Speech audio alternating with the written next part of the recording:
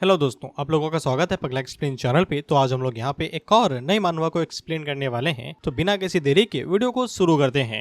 Episode की शुरुआत में ही हमें बता दिया जाता है कि दुनिया के अंदर मैजिक होने की वजह से यहाँ पे कई सारे डिमोनिक केव्स और डीमंस का जन्म होते रहा है, वो भी अनगिनत। और ऑफ कोर्स मैजिक की होने की वजह से यहाँ पे इंसानों ने भी स्पेशल पावर्स को अवेकन किया, जिनको अवेकंड बोला गया है। इसके बाद हमारी मुलाकात ट्रिपल क्लास के एक डीमन किंग से होती है, जिसका नाम बेल्फागर था और इसके पास 5 एलिमेंट कंट्रोल करने की एबिलिटी है। और हमारे मेन कैरेक्टर की टीम उसी का ही सामना करने के लिए जाने वाली है और उनकी टीम इस दुनिया के अंदर स्ट्रॉन्गेस्ट टीम है, द डिवाइन कॉर्प्स। और इस टीम का लीडर हमारा मेन कैरेक्टर है, जिसका नाम यहाँ पे बाई है और उसे 10 साल हो गए हैं इस टीम को लीड करते हुए। इसके बाद बेल्फागर आगे से अपने डीमंस को आगे भेजता है यहाँ पे इन्हें रोकने के लिए। साथ ही में बाई हम लोगों को बता रहा था कि उन लोगों का मिशन यहाँ पे इस डीमन केव की हाईएस्ट लेवल के अथॉरिटी डीमन को एलिमिनेट करना है, जिसको गॉड भी बोला गया है। इसके बाद बाई ऑपरेशन शुरू कर देता है और वो हम लोगों को ये भी बता देता है कि ये इन लोगों का सवा डिमोनिक केव बीस्ट होने वाला है, जिसका वो लोग यहाँ पे सामना करने वाले हैं। हम लोग डिवाइन कॉर्प्स की एक असैसिन मेंबर को देखते हैं, जिसका नाम लिंग युवे था और ये लोग एल क्लास के हैं, द लाइटनिंग असैसिन। और लिंग युवे अपनी एबिलिटी का इस्तेमाल करते हुए जो छोटे मोटे डीमंस थे उन्हें इजिली यहाँ पे एलिमिनेट कर देती है। इनके मिशन को यहाँ पे एल क्लास पर्ज ऑपरेशन का नाम दिया गया है। इसके बाद हम इनके दूसरे मेंबर को देखते हैं, जिसका नाम यहाँ पे हान साओलिंग था, जो कि एल क्लास का क्लाउड मेज है और ये अपने ग्लेशियर वर्ल्ड का इस्तेमाल करते हुए पानी का एक बहुत बड़ा बर्फ का एक बहुत बड़ा यहाँ पे समुद्र लाता है और वो उन सभी बीस्टों को उसी के अंदर ट्रैप कर देता है। हमें एल क्लास के बारे में बताया जाता है, जो कि यहाँ पे हाईएस्ट लेवल की डिफिकल्टी को रिप्रेजेंट करता है। इसके बाद बाई अपनी चाल चलता है और वो यहाँ पे एक लंबी छलांग मारता है डायरेक्ट बेल्फागोर के ऊपर हेड ऑन स्ट्राइक करने के लिए। और वो हमें ये बताता है कि इस मिशन के बाद में वो लोग लंबी छुट्टी पे चले जाएंगे। इसके बाद हम इनके तीसरे मेंबर को देखते हैं, जो कि यहाँ पे ग्रेविटी को कंट्रोल कर सकता है और वो अपनी एबिलिटी का इस्तेमाल करते हुए, जिसका नाम सपोर्टर लूशियान था, जो एल क्लास का स्टेलर कंडक्टर है। और ये अपनी एबिलिटी का इस्तेमाल करते हुए बाई की जो नीचे गिरने की स्पीड थी उसे कई गुना बढ़ा देता है, जिससे स्ट्रेंथ पावर सब कुछ बढ़ जाता है। जिसके के बाद जब बाई यहाँ पे बेल्फागोर के ऊपर स्लैश मारता है तो वो एक बार में ही यहाँ पे बेल्फागोर को पूरी तरीके से डिस्ट्रॉय कर देता है। इसके बाद हमें बाई के बारे में बताया जाता है कि वो इस डिवाइन कॉर्प्स का कमांडर है, एक वॉरियर लेवल का, और उसका नाम यहाँ पे न्यूक्लियर स्टार है। बेसिकली कोड नेम है ये। इसी के साथ ये लोग सक्सेसफुली अपने मिशन को यहाँ पे कंप्लीट कर लेते हैं और बेल्फागोर को एलिमिनेट कर देते हैं। साओलिंग आगे से कहता है ये कुछ ज्यादा ही इजी था। इस पे लिंग युवे उसे कहती है कि हम लोग और कहीं भी चल सकते हैं। यहाँ तक कि लूसियान को भी कुछ गड़बड़ लग रही थी, क्योंकि ये टॉप रेटेड मिशन था और काफी ज्यादा टफ था, लेकिन इसके बावजूद उन लोगों ने यहाँ पे इस डीमन को इजीली एलिमिनेट कर दिया। इन्हें दाल में कुछ तो काला लग रहा था। बाई को भी दाल में कुछ काला लगता है, लेकिन वो आगे से कहता है कि कोई बड़ी बात नहीं, ये स्पेशल डीमन किंग था, जिसके पास 5 एलिमेंट कंट्रोल करने की एबिलिटी थी और साथ ही में एक हिडन स्किल थी।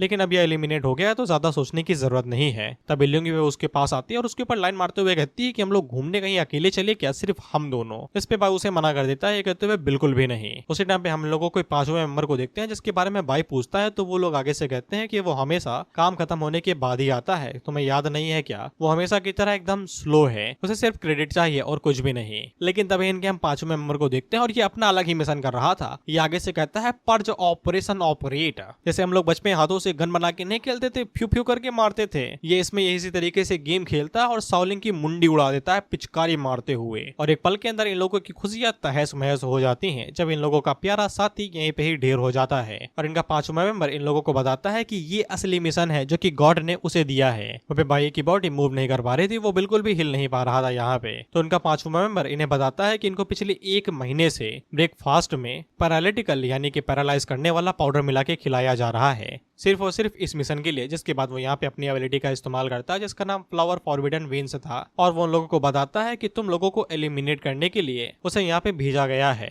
इसलिए उसको यहाँ पे इतनी ज्यादा लंबी चौड़ी तैयारी करनी पड़ी और 1 महीने तक उन लोगों के साथ यहाँ पे घिसना पड़ा। वहीं पे इन दिनों को कुछ भी समझ में नहीं आ रहा था। वो उसे यही पूछ रहे थे कि तुम्हारा मतलब क्या है, तुम्हारा दिमाग खराब हो गया है क्या। सत्य में इन फॉरबिडन वेन्स का एक खास इफेक्ट भी था कि कुछ टाइम के लिए इन लोगों के जितने भी डिफेंस होंगे वो रिमूव हो जाएंगे। इनका 5वां साथी इन लोगों को बताता है कि ये गॉड्स की डिग्री है, एल क्लास पर्ज ऑपरेशन यहीं पे ही होगा, जो कि उन लोगों को खत्म करने से खत्म होगा। इसके बाद वो लिंग युवे और लूसियान को आगे खींचता है और उनकी छाती के अंदर अपनी वेन्स घुसा देता है और उनके सीने के अंदर परफेक्ट होल मार देता है। भाई काफी ज्यादा कंफ्यूज था। वो आगे से कहता है कि उन लोगों ने आज तक कोई भी मिशन फेल नहीं किया, ना ही कोई गलत काम किया है, तो फिर उन लोगों को एलिमिनेट क्यों किया जा रहा है। और वो उनसे पूछता है कि कौन से गॉड, क्योंकि भाई ने आज तक किसी भी गॉड के बारे में सुना नहीं था। और वो अपने 5वें मेंबर से पूछता है कि उनके पास क्या हक है कि वो हमारे साथ ये सब कुछ कर सकते हैं। इस पे 5वां मेंबर आगे बढ़ते हुए कहता है कि तुम काफी ज्यादा ज्यादा नादान हो, जिसके बाद वो पलक झपकते ही तेजी के साथ आगे बढ़ता है और भाई के सीने के आर पार अपना हाथ घुसा देता है, ये कहते हुए कि जब गॉड को तुम्हें खत्म करने की इच्छा होगी तो फिर उसे कोई भी रीजन नहीं चाहिए। भाई उसे पूछता है कि 10 सालों तक हम लोग एक साथ थे, क्या हम लोग फैमिली नहीं हुए, साथी नहीं हुए? इस पे पांचवा मेंबर आगे से मुस्कुराते हुए कहता है, फैमिली साथी? तुम्हारा दिमाग खराब है क्या यार? साला मुझे इसी मिशन के लिए चूज किया गया है, तो फिर मैं ये सब कुछ सोच के क्यों चलूंगा? हमारी पहली मुलाकात से ही यहाँ पे गॉड्स ने ये प्लान बना लिया था और वो यहाँ पे शतरंज की तरीके हमारा इस्तेमाल कर रहे थे और इस तुम खेल के अंदर सिर्फ एक प्यादे थे और कुछ भी नहीं।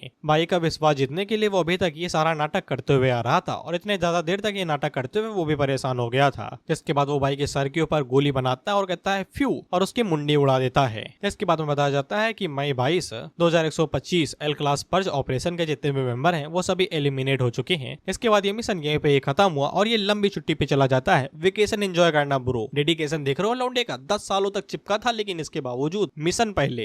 इसके बाद हम लोग भाई को देखते हैं और ये रियल लाइफ तो है नहीं कि तुम्हारी कोई बजाने के बाद तुम उसका कुछ उखाड़ सको, लेकिन क्योंकि ये मानवा है इसलिए भाई को सेकंड चांस मिलता है। इस डिमन को भाई ने अभी यहाँ पे खत्म किया था। बेल्फागोर वो यहाँ पे भाई को अपने पास खींच लेता है, जो भाई अभी इतने समय चेन के अंदर बना हुआ था। वो उसे कहता है, हेलो हैंडसम, कैसे हो? भाई उसे देख के हैरान होता है और उसे पूछता है कि तुम अभी तक जिंदा हो? जिस पे बेल्फागोर उससे कहता है, तुम्हारा दिमाग खराब है, ट्रिपल क्लास का डीमन किंग इतनी आसानी के साथ मर जाएगा तो फिर डीमन खानदान में हमारी इज्जत क्या रहेगी बे? जिसके बाद वो उसे बताता है कि ये उसकी सोल की डोमेन है और पूरी की पूरी कंट्री उसकी लाइफ फोर्स पे चल रही है। बेसिकली इसकी जो जड़ें हैं वो यहाँ पे पूरी कंट्री के साथ जुड़ी हुई हैं और वो उनकी एनर्जी से चल रहा है यहाँ पे, तो ये एक तरीके से अमर ही है जब तक किसी को पता ना चले। भाई उसे कहता है, फालतू के बकवास बहुत हुए, एक काम की बात बताओ, किस लिए मुझे यहाँ पे बुलाया है? बेल्फागोर उसे बताता है कि मेरे पास तुम्हारे लिए एकदम बढ़िया डील है और तुम्हें बता दूं कि वो जो हिडन स्किल बताई गई थी उसे यहाँ पे लाइफ रिग्रेशन कहते हैं। बेसिकली भाई के पास दोबारा जिंदा होने की एबिलिटी है। इमॉर्टल जेलीफिश से कम थोड़ी ना है ये। बेल्फागोर भाई को बताता है कि वो उसे समय में वापस भेज सकता है। अभी तक यहाँ पे जो कुछ भी हुआ है उसे अंडो करने के लिए उसे एक चांस देके उसे पूछता है, दिलचस्पी है मिशन की बात आगे करी जाए? जिस पे भाई अपनी पास्ट लाइफ के बारे में सोचता है, अपने सभी मेंबर्स को याद करता है और उस हरामी को भी कि उसने कैसे इन चारों की पुंगी बजा दी। और वो आगे से कहता है, of course I am interested, उन साले सो कॉल्ड उनकी तो चर्बी खींच लूंगा मैं, बस एक बार मौका मिल जाए मुझे। जिस पे बेल्फागोर आंसर से सेटिस्फाई हो जाता है। वो आगे से कहता है, बढ़िया जवाब है, और वो उसे यहाँ पे वेलकम गिफ्ट भी देता है और वो आगे से यहाँ पे डिमोनिक हार्ट बना देता है। ये कहते हुए इसे वेलकम गिफ्ट समझो। भाई को बता दे कि कोई भी चीज मुफ्त में नहीं मिलती, अगर वो मिलती है तो कुछ देना पड़ सकता है और भाई के पास देने के लिए अभी उसके पास उसकी बुंडी है और कुछ नहीं। उसे पूछता है कि क्या कीमत है इसकी। इस पे बेल्फागोर आगे से मुस्कुराता है और हमें यहाँ पे इनकी डील नहीं बताई जाती कि बेल्फागोर को क्या चाहिए। लेकिन हम लोग भाइयों को देखते हैं जिसकी क्लास टीचर उससे कहती है कि आंखें खोलो तो पैरों पे भी खड़े हो जाओ यार। और जब भाई अपने आप को चेक करता है तो वो यहाँ पे फ्यूचर में नहीं बल्कि पास्ट में आ गया था, वो भी काफी ज्यादा पास्ट में, जब वो यहाँ पे अवेकन भी नहीं हुआ था। टीचर का नाम हुआंग था और वो भाई से कहती है कि रेगुलर क्लासेस में सोना ठीक है लेकिन साला अवेकनिंग सेरेमनी के दिन कौन सोता है वे? जाओ पीछे जाके खड़े हो जाओ। वो पे भाई को यकीन नहीं हो रहा था कि वो सक्सेसफुली यहाँ पे रीबॉर्न हो गया, वो भी एबिलिटी के अवेकन होने से पहले बेल्फागोर की एबिलिटी की वजह से। वो पे भाई ने अपने क्लासमेट्स को 20 सालों में कभी देखा ही नहीं था, ये 20 साल पहले आ गया है 2105 में। फिर इसके बाद टीचर हुआंग अपनी क्लासेस को कंटिन्यू करती है और वो उन लोगों को बताती है कि इस दुनिया के अंदर 5 एलिमेंटल पावर्स एग्जिस्ट करती हैं, जो उनको यहाँ पे लाइटनिंग, फ्लावर, क्लाउड, न्यूक्लियर और स्टेलर बोला गया है। इन लोगों ने नाम की जो बवासीर बनाया है ना, बढ़िया है। टीचर हुआंग ये भी बताती है कि एक इंसान सिर्फ एक ही एलिमेंट को हासिल कर सकता है, वो 2 एलिमेंट को एक साथ कंट्रोल नहीं कर सकता। एग्जाम्पल के लिए टीचर हुआंग यहाँ पे सबसे रेयर एलिमेंट को कंट्रोल कर सकती है, जो कि क्लाउड एलिमेंट है। इसका इस्तेमाल करके वो बर्फ सर्फ बना सकती हैं। और यहाँ पे एलिमेंट कितने अच्छे से तुम्हारी बॉडी के साथ जुड़ता है ये भी यहाँ पे 3 कैटेगरीज के अंदर डिवाइडेड है, कॉम्पैक्ट, सपोर्ट, स्पेशल। 5 एलिमेंट्स के साथ में जो कॉम्बिनेशन बनता है उससे यहाँ पे अलग अलग कैटेगरी के रोल्स बनाए जाते हैं, जिनसे प्रोफेशन बनते हैं। उनके स्कूल की स्ट्रॉन्गेस्ट गिल्ड टीम यहाँ पे स्टेलर मेज, क्लाउड वॉरियर, न्यूक्लियर बर्ड और लाइटनिंग असैसिन को कंटेन करती है, जिससे उनकी एक टीम बनती है। उन लोगों ने यहाँ पे अपने पोटेंशियल को अनलॉक कर लिया, जो कि काफी ज्यादा खास बात है। बेसिकली उन लोगों ने लाखों में से खुद को अलग साबित कर दिया है। लेकिन आज का दिन उन लोगों के लिए काफी ज्यादा जरूरी है कि 100 में से सिर्फ कुछ ही लोग कुछ प्रोफेशंस को अवेकन कर पाते हैं। यहाँ पे प्रोफेशंस को भी अलग अलग रैंक के अंदर डिवाइड किया गया है, जैसे कि डस्ट सबसे कम है, उसके बाद एम्बर आता है, जिसके बाद अबायस और लास्ट में सबसे पावरफुल सेलेस्टियल है। और उनमें से हर को सिर्फ एक ही मौका मिलेगा अपनी एबिलिटीज को अवेकन करने का, जिसके बाद उन्हें कोई मौका नहीं मिलेगा। इसलिए आफ्टरनून के बाद में वो लोग रेडी रहें, क्योंकि आज का ही दिन उनके फ्यूचर को यहाँ पे डिसाइड करेगा कि फ्यूचर में उनका स्टेटस क्या होगा।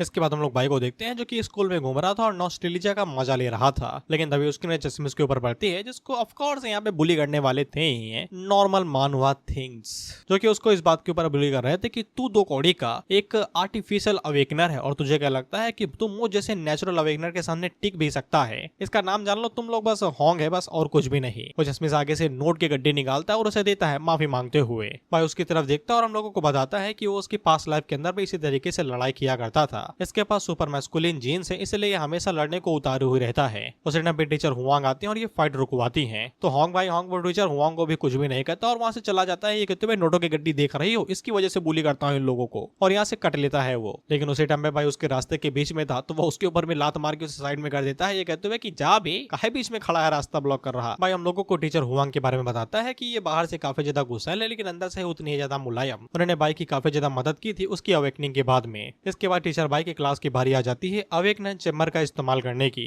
टीचर हुआंग उन लोगों को बताती है कि जब अंदर जाना तो फिर शांत रहना और इंजरी को अवॉइड करना। भाई हम लोगों को बताता है कि अवेकनिंग के इस दुनिया के अंदर 2 मेथड हैं। पहला तो नेचुरल है जैसा कि होंग के साथ में हुआ है। जब किसी की स्ट्रॉन्ग फिजिकल कॉन्स्टिट्यूशन एकदम बढ़िया रहती, एकदम नेचुरल टैलेंट रहता है, तो फिर किसी तरीके के इमोशनल क्रश या फिर कुछ खतरनाक जगह के बीच में उनकी ऑटोमेटिकली ही पावर अवेकन हो जाती है और उनको नेचुरल कहा जाता है। और जो दूसरे टाइप के अवेकनर होते हैं वो यहाँ पे अवेकनिंग चैम्बर का इस्तेमाल करते हैं। अवेकनिंग चैम्बर के अंदर यहाँ पे क्रिस्टल्स का इस्तेमाल किया जाता है जो कि यहाँ पे कई सारे साइंटिस्ट की बुद्धि से बना हुआ है। चैम्बर के अंदर बहुत ज्यादा इमोशनल, एड्रेनलिन और बहुत ज्यादा सिमुलेशन होता है।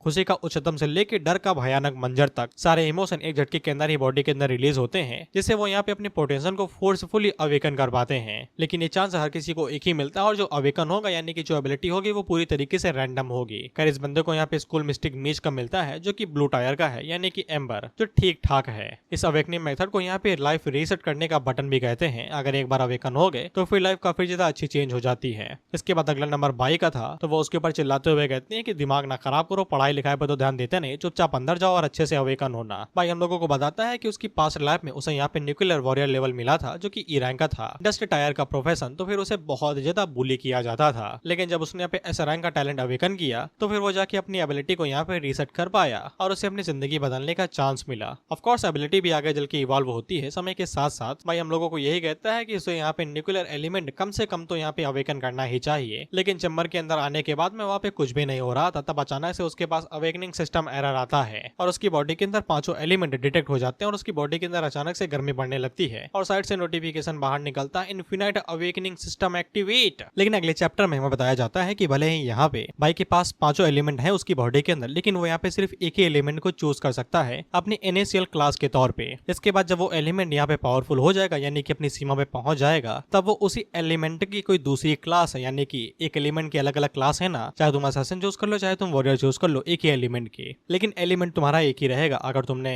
क्लाउड चूज किया तो क्लाउड एक ही रहेगा लेकिन तुम क्लास चेंज कर सकते हो बाद में। ऐसा सिर्फ बाई के लिए है। जब वो उसका एलिमेंट एक उच्चतम सीमा पे पहुंच जाएगा तब वो या तो एक नई क्लास चूज कर सकता है यानी कि नया प्रोफेशन, या फिर वो अपनी ओरिजिनल क्लास जो कि वो अभी चूज करेगा उसे अपग्रेड कर सकता है। भाई शुरुआत में तो काफी ज्यादा हैरान हो जाता है क्लास एलिमेंटल देख के, लेकिन उसे काफी देर में समझ में आ जाता है कि अब उसके पास यहाँ पे कई सारे स्पेशल क्वालिटीज हैं, क्लासेस हैं और वो किसी का भी इस्तेमाल काफी इजीली कर सकता है। और तब जाके भाई को समझ में आता है कि बेल्फागोर ने उसे जो शुरुआत में गिफ्ट दिया था उसका मतलब ये था कि उसके पास यहाँ पे इन्फिनाइट अवेकनिंग रहेंगे, ये एबिलिटी है उसके पास। इसके बाद सिस्टम उसे पूछता है कि अपना एक एलिमेंट चूज करो, अपनी क्लास चूज करो, और सिस्टम उसे कहता भी है कि सावधानी के साथ में करना। हम लोग अवेकनिंग चैम्बर के बाहर का सीन को देखते हैं जहाँ पे कई सारे क्लासमेट बाई का इंतजार कर रहे थे। वो सभी पूछ रहे थे इतना ज्यादा टाइम क्यों लग रहा है, कुछ को यही लग रहा था कि वो शायद से फेल हो गया। तभी भाई बाहर निकलता है, टीचर हुआंग उसे पूछती है कि तुमने कौन सी क्लास अवेकन किया। तो भाई टीचर हुआंग से कहता है कि मुझे माफ कर दो, मैं आपको निराश करने वाला हूँ, और वो उन लोगों को बताता है कि उसने यहाँ पे न्यूक्लियर वॉरियर क्लास को यहाँ पे अवेकन किया है ग्रीन क्वालिटी में, सबसे बेकार क्वालिटी, सबसे नीची क्वालिटी। टीचर हुआंग पहले तो निराश होते हैं लेकिन बाद में उसे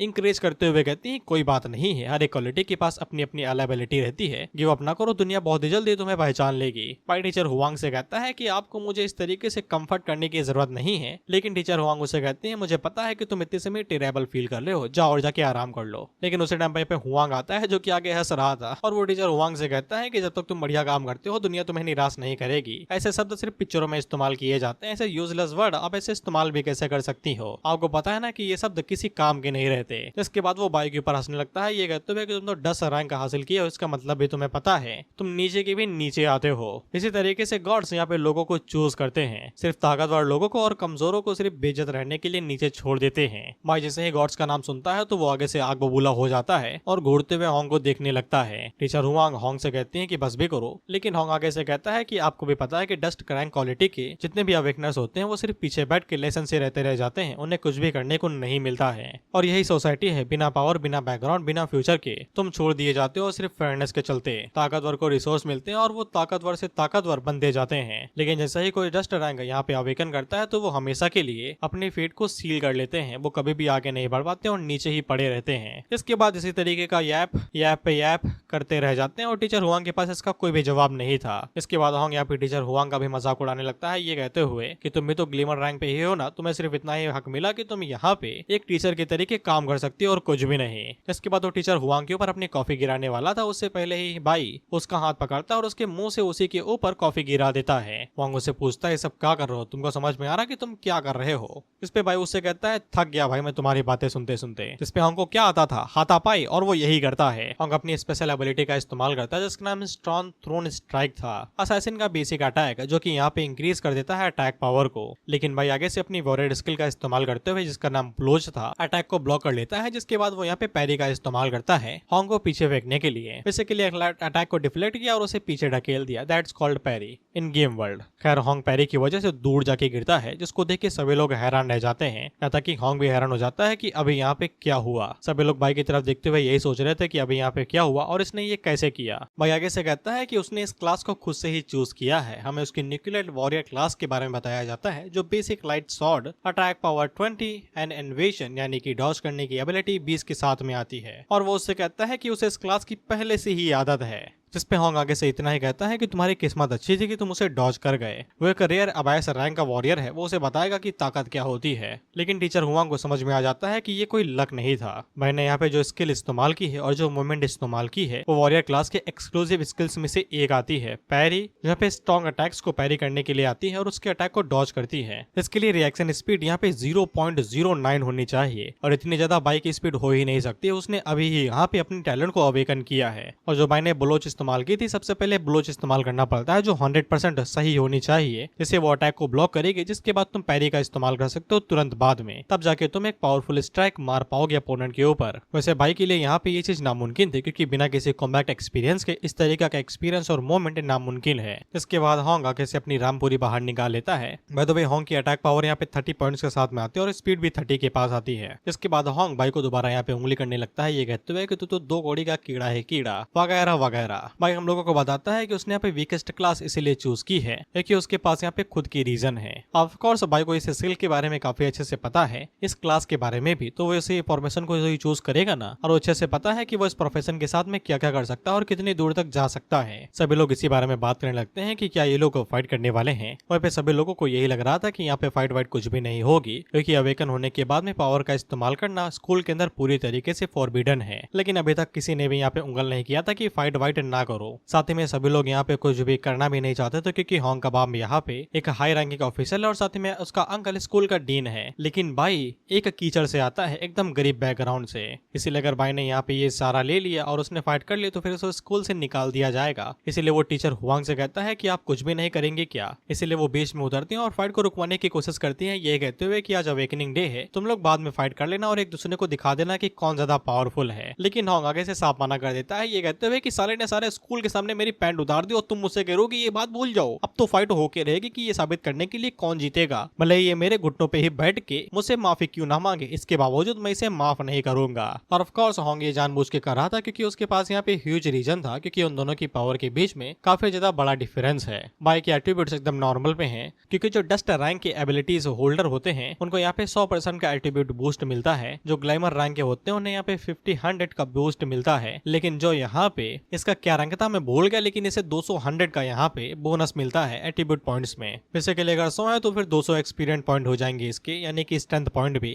इसीलिए कॉम्बैट के मामले में यहाँ पे पूरी तरीके से डिसएडवांटेज के अंदर बाई ही है। वो चाह के भी फाइट नहीं जीत सकता है। इसलिए चेसमिस अपने मन के अंदर सोचता है कि ये शुरू होने से पहले ही खत्म हो गया। वो अपने मन के अंदर ये सोचता है कि बाई के पास यहाँ पे कुछ भी नहीं है, ना ही पावर है, ना ही बैकग्राउंड है, तो फिर वो यहाँ पे होंग को अपना अपोनेंट क्यों बना लिया। साथ में वो बाई की जगह अपने आप को भी रख रहा था कि इस दुनिया के अंदर सर्वाइव करने के लिए ट्रैश को अवॉइड करना ही जरूरी है। अगर तुम अवॉइड नहीं करोगे तो फिर तुम्हें भी यहाँ पे ट्रैश की तरीके ही कुचल दिया जाएगा, क्योंकि तुम ऐसा नहीं करोगे तो फिर तुम्हें यहाँ पे कुचल दिया जाएगा और तुम और भी ज्यादा महान बेइज्जती के कारण बनोगे। इसके बाद होंग अपने अटैक को शुरू करता है और वो आगे से क्रिटिकल हेड स्ट्राइक वाली स्ट्राइक मारता है, लेकिन भाई आगे से चुपचाप खड़ा था क्योंकि वो अटैक को ब्लॉक करना चाह रहा था, ऐसा होंग को लगता है। वो भाई को लग रहा था इसका कोई फायदा नहीं, तुम जैसे चाहे वैसे ब्लॉक कर लो, तुम इसका सामना कर ही नहीं पाओगे। वो भाई अपने मन के अंदर सोचता है कि वो यहाँ पे अटैक को डॉज क्यों ही करेगा जब वो यहाँ पे स्विफ्टनेस का इस्तेमाल कर सकता है। हमें स्विफ्टनेस स्किल के बारे में बताया जाता है तो कुछ टाइम के लिए 50% स्पीड बढ़ जाती है, लेकिन ये पूरी तरीके से सिचुएशन और हालातों के ऊपर डिपेंड करता है कि कितनी स्पीड बढ़ेगी। स्विफ्टनेस की वजह से उसकी स्पीड बढ़ जाती है और साथ ही में वो आगे से फ्लैश ब्लिंक का इस्तेमाल करता है। फ्लैश ब्लिंक तभी एक्टिवेट होगी जब स्विफ्टनेस 100% प्रोफेंसी पे इस्तेमाल होगी, यानी कि स्विफ्टनेस अगर तुमने परफेक्टली इस्तेमाल कर ली तो फिर तुम फ्लैश ब्लिंक का इस्तेमाल कर सकते हो और इसकी वजह से तुम यहाँ पे किसी भी ऑब्जेक्ट के पलक झपकते ही आर पार जा सकते हो। मतलब इतनी तेज जाओगे कि तुम्हारे अपोनेंट को पता ही नहीं चलेगा। और भाई इसी चीज का इस्तेमाल करते हुए पलक झपकते ही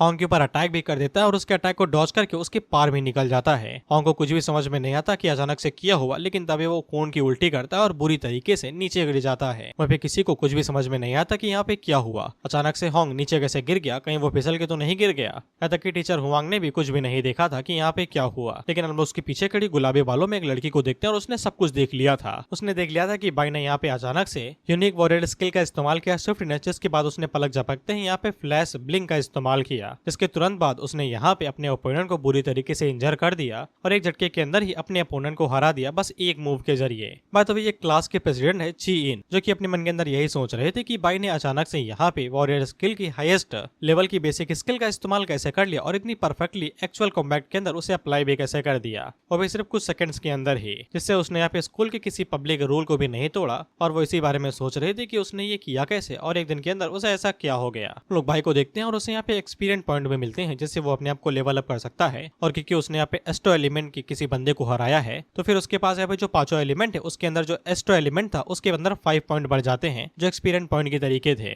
जो कि भाई हम लोगों को बाद में समझाएगा कि उसे यहाँ पे ये एलिमेंटल पॉइंट्स किस लिए मिले हैं। हालांकि एक्सपीरियंस पॉइंट काफी ज्यादा कम थे एक अपोनेंट को हराने के लिए। खैर होंग यहाँ पे सामने से हरा नहीं पाया था, इसलिए वो पीछे से यहाँ पे अपनी शॉट को उठाता है और पीठ पीछे से कुछ करता है। उससे पहले ही डीन आ जाता है, जो कि उन लोगों से कहता है हिले तो सीधा उल्टा लटका दूंगा। डीन का नाम होंग लियांग था, जो कि इस अकेडमी का हाई डिवीजन डीन था, और वो यहाँ पे होंग से कहता है कि तुम्हें शर्म नहीं आ रही, खुद को इस तरीके से बेवकूफ बना लिया। जिसके बाद वो बाकी स्टूडेंट की तरफ देखता है और उन लोगों से कहता है कि क्या खड़े हो भाई, अब इवनिंग टेस्ट दिया है, घर पे जाओ, घर वालों को बताओ कि तुम लोगों ने आज कैसा किया, आराम आराम करो। जिससे अब जाके भाई को याद आता है कि उसका घर भी है। लेकिन तभी डीन भाई की तरफ मुड़ता है और उससे कहता है कि तुम्हें याद नहीं क्या भाई, स्कूल के अंदर कुछ नियम है, यहाँ पे लड़ाई वड़ाई मना है। दरअसल भाई अपने पेरेंट्स के बारे में सोच रहा था। पास्ट लाइफ के अंदर उसके पेरेंट्स मर चुके थे जब वो यहाँ पे 20 से ऊपर का हुआ था या फिर किसी टाइम के जरिए, लेकिन अभी यहाँ पे उसके पेरेंट्स जिंदा हैं। भाई इसी चीज को लेके काफी ज्यादा हैरान था और वो तुरंत यहाँ से घर की तरफ निकल जाता है, क्योंकि आज के ही दिन उसके घर में कुछ बड़ा हुआ था। डीन भाई से कुछ भी नहीं कहता, लेकिन वो यहाँ पे टीचर हुआंग को दिखता है और उनसे कहता है कि आपने अपने स्टूडेंट को अच्छे से कंट्रोल क्यों नहीं किया। मैं ऐसा दिखाऊंगा कि ऐसा कुछ भी नहीं हुआ, लेकिन दोबारा कुछ नहीं होना चाहिए ऐसा। इसके बाद टीचर हुआंग माफी मांगती है और वो भी यहाँ से चली जाती हैं। इसके बाद हम लोग होंग को देखते हैं, जो कि अपने अंकल उर्फ डीन से कह रहा था कि आज अगर उसका लक अच्छा ना होता तो फिर वो कभी भी उसे हारता नहीं। तो डीन उसके ऊपर चिल्लाते हुए कहता है बकवास ना करो, तुम्हें पता भी नहीं कि उसने तुम्हारे साथ किया क्या है। जब तुमने उसके ऊपर चार्ज किया था उसने यहाँ पे highest level skill flash blink का इस्तेमाल किया था, और सबसे जरूरी तुम्हारे पलक झपकने से पहले ही उसने यहाँ पे सेकंडों के बीच में तुम्हारे साथ कॉन्ट्रैक्ट बना लिया था। उसने तुम्हारी बॉडी की सबसे कमजोर पॉइंट को ढूंढा और उसके ऊपर यहाँ पे अटैक किया और तुम्हारे पूरे डिफेंस को तोड़ दिया। और ये सारी चीजें सिर्फ एक मूव के द्वारा की गई थी, वॉरियर की बेसिक स्किल के चलते। डीन आगे से कहता है यहाँ तक कि वो भी जो 15 सालों से बैटल फील्ड में फाइट करते हुए आया है वो भी इस तरीके की प्रोफेशंसी नहीं दिखा सकता है। और वो होंग को बताता है कि तुम्हारी फाइट बस एक तरीके से गेम थी, जहाँ पे एक प्रो प्लेयर छोटे मोटे प्लेयर के साथ खेल रहा था। और वो होंग से कहता है कि वो लौंडा इतना सिंपल नहीं है, उसे दूरी बना के रखो। इसके बाद हम लोग बाइक को देखते हैं, जो कि फुल स्पीड से अपने घर की तरफ भागते हुए जा रहा था, और वो हम लोगों को बताता है कि आखिरी बार होने के बाद अगर किसी चीज की अगर उसे जरूरत है रिवेंज के बाद में, तो फिर वो चीज ये होनी चाहिए। और वो भागते हुए अपने घर पे आ जाता है, जिसके बाद में बाइक के फ्लैशबैक दिखाए जाते हैं। शायद से उसके ऊपर घर पे किसी ने असैसिन अटैक कर दिया था, जहाँ पे उस असैसिन ने उसकी पूरी फैमिली को खत्म कर दिया, सिर्फ बाई ही बच गया था। इसलिए बाई ने फैसला कर लिया है कि वो इस चीज को रोक के रहेगा, भले ये चाहे उसे अपनी जिंदगी ही क्यों ना देनी पड़ जाए। जिसके बाद हम लोग बाई के बाप को देखते हैं, और मैंने इसे फादर इसलिए नहीं कहा क्योंकि ये बी के एल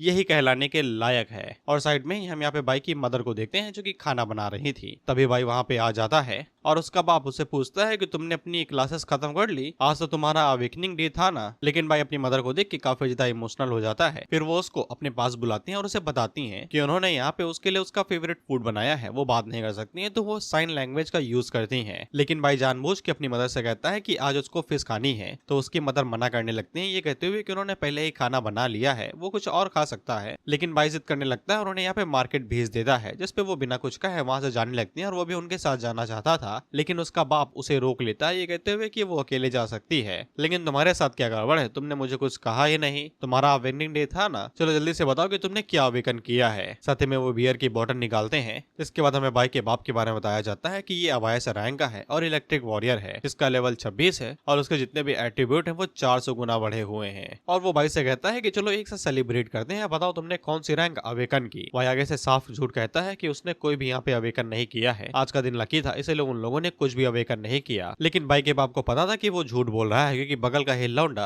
अपना अवेकनिंग टेस्ट देके आया था और उसने यहाँ पे गिलमेलर रैंक अवेकन की थी। हालांकि उसकी नजर में ये रैंक काफी ज्यादा नीची है, वो एकदम वर्थलेस है। और वो भाई से कहता है कि तुम मेरे बेटे हो, तुम्हें कम से कम यहाँ पे अवायस रैंक तो हासिल करनी ही चाहिए। जब उसने अपनी रैंक को अवेकन किया था तब उसने अवायस रैंक हासिल की थी। और वो भाई से कहता है कि मैंने अपना पाई लगा दिया तुम्हें सपोर्ट करने में, और तुम यहाँ पे कौन सी रैंक हासिल करके लाए हो ये तक नहीं बता पा रहे। और कुछ ही देर में बाई के बाप को पता चल जाता है कि यहाँ पे बाई ने कौन सी रैंक अवेकन की है। भाई अभी भी झूठ बोल रहा था, लेकिन तभी वो उसके सर के ऊपर बियर की बोतल दे मारता है, ये कहते हुए कि तुमने डस्ट रैंक अवेकन की है। इसके बाद वो उसके ऊपर चिल्लाते हुए कहता है कि तुमने एक डस्ट रैंक अवेकन की, तुम मुझे यहाँ पे बेइज्जत कराना चाहते हो। और भाई हम लोगों को बताता है कि यही तो कोड़ी का आदमी उसका बाप है, एक अवेकन जो कि यहाँ पे अपने इमोशंस को कंट्रोल नहीं कर सकता, इसीलिए वो काफी ज्यादा वायलेंट हो जाता है। इस बात को इतना ज्यादा टाइम हो चुका है कि भाई भूल ही गया था कि उसके अवेकनिंग डे पे हुआ क्या था। जिसके बाद हमें पास्ट लाइफ का एक फ्लैशबैक दिखाया जाता है कि भाई ने जब डस्ट रैंक अवेकन की थी और तब उसके पास कोई एबिलिटी भी नहीं थी, वो एक नॉर्मल लूजर हुआ करता था। और जब उसके बाप को इस बारे में पता चला था तब उसने इसी तरीके से बाई के सर के ऊपर बियर की बोतल मारी थी, और तब उसकी मदर उसे प्रोटेक्ट करने के लिए सामने आ गई थी। और भाई उस टाइम पे कमजोर था, डरा हुआ था, इसीलिए वो कुछ भी नहीं कर पाया था। और उस दिन बाई के बाप ने अपनी ही वाइफ को बहुत बुरी तरीके से मारा था, इतने ज्यादा बुरी तरीके से कि वो मेंटली पूरी तरीके से अनस्टेबल हो गई थी। मैंने दोबारा यहाँ पे इसी रैंक को अवेकन किया है, उसी लूजर वाले स्टैट्स को, लेकिन उसने जानबूझ के न्यूक्लियर वॉरियर क्लास चूज की क्योंकि उसे पता है कि इसके पास स्पेशल टेस्ट है, लेकिन उसे यहाँ पे टाइम की जरूरत है इसका फुल पोटेंशियल दिखाने के लिए। लेकिन उसका बाप उससे कई गुना ज्यादा स्ट्रॉन्ग है, वो हॉन्ग के तरीके नहीं है, जिसके पास रियल लाइफ का कॉम्बैट एक्सपीरियंस नहीं है, इसीलिए भाई उसको अभी हरा नहीं सकता है। इसके बाद बाई का बाप उसे बालों से पकड़ता और उसे उठा के पटक देता है, ये कहते हुए कि उसे यहाँ पे कभी भी उसकी मदर को उसे जन्म देने ही नहीं देना चाहिए था। बाई को पता है कि उसका बाप बिल्कुल भी नहीं रुकने वाला जब तक वो शांत नहीं हो जाता, लेकिन उसे इस बात की खुशी थी कि उसने अपनी मॉम को घर से बाहर निकाल दिया। लेकिन तभी उसे साइड से आवाज आती है और जब वो पीछे देखता है तो उसकी मॉम यहीं पे ही आ गई थी। दरअसल वो भागते हुए मार्केट गई थी और भागते हुए वापस आ गई थी ताकि उन्हें बाई को ज्यादा देर भूखा न रखना पड़े। इसके बाद बाई के बाप की नजर उसकी मदर के ऊपर पड़ती है, जो कि उससे कहता है कि देखो तुमने किस काम चोर को जन्म दिया है। फिर हमें एक और पास्ट लाइफ का फ्लैशबैक दिखाते हैं जहाँ पे बाई के बाप को डेथ रॉ सेंटेंस यानी कि मौत का पैगाम दिया गया था, और तब भाई अपने बाप से मिलने के लिए आया हुआ था। उसका बाप उससे कहता है कि तुम यहाँ पे ग्रीन टायर के प्रोफेसर एडवांसर बन चुके हो, इस प्रोफेशन को पाने के लिए कम से कम ब्लू टायर की रैंक हासिल करनी पड़ती है। तुम इतने ज्यादा एडवांसमेंट स्टेज पे हो और ना ही तुम ग्रीन टायर के अंदर बल्कि तुम प्लेटिनम टायर के अंदर भी चले गए, जो कि ये लाखों में एक की बात है। तो फिर तुम्हें अरेस्ट करके यहाँ पे क्यों लाया गया, जहाँ पे रखा जाता है उन कैदियों को जिनको मौत मिलने वाली है। जिसपे भाई अपने बाप से बदला लेने के लिए आया था, वो उसे कहता है तुम्हारी हिम्मत कैसे हुई, तुम मॉम को इस तरीके से कैसे मार सकते थे। जिसके बाद वो अपने बाप के ऊपर पंच मारने को आगे बढ़ता है, लेकिन उसका बाप बड़ी इजीली ही अपने हाथों से झटका मार के उसे दूर कर देता है। बिना बेसिक स्किल का इस्तेमाल किए भी उसके अंदर इतनी स्ट्रेंथ है कि वो बाई को उठा के दूर पटक सकता है। बाई की मदर बीच में आ जाती है उसे प्रोटेक्ट करने के लिए, लेकिन बाई का बाप बाई की मदर से कहता है कि उसे जिस दिन पता चला था कि वो प्रेग्नेंट है वो काफी ज्यादा खुश था, क्योंकि उसे ऐसा लगा कि वो बाई फैमिली को यहाँ पे राइज कर सकता है।